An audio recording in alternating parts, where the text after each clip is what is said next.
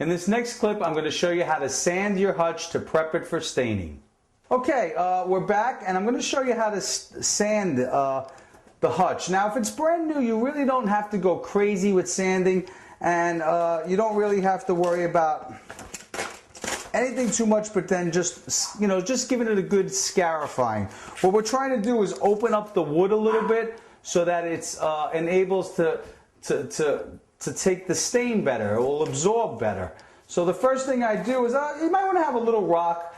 You might even want to invest in a hand sander. I like to do the work. It's good exercise. So I just have a flat rock like this, and I'm going to put my sandpaper around it. And what I'm going to try to do is just rough up all the exposed areas. And always sand with the grain. If the grain's going up and down, you want to sand it up and down. And this is where you might want to get the kids involved. This is a great project for all the kids to work. Now you see here, our grain is going this way. Guess what? I'm going to sand that way. And this is great exercise, like I say. You might want to wear a dust mask too at this point. Now I'm going to get myself a dust mask because I don't like that there's dust in there. A little safety precaution.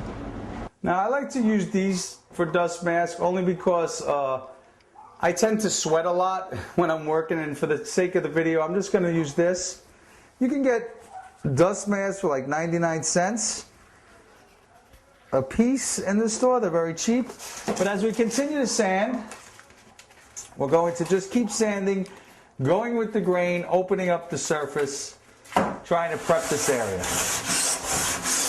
Okay, remember when we're using this sandpaper, different sandpapers will do different things. The lower the grit sandpaper, the rougher it is, and it will actually take away more. So when you're using a lower grit, you might want to be using that for removing paint or something.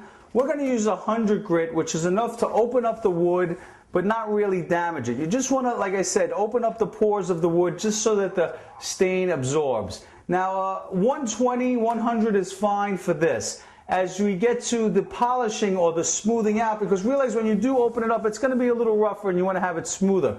So later on, you can go back with a 220 or a 280, which is a little bit finer and will give it a nice smooth finish. I like to use the steel wool when doing this because it doesn't take away any of my antiquing process that I use in the staining.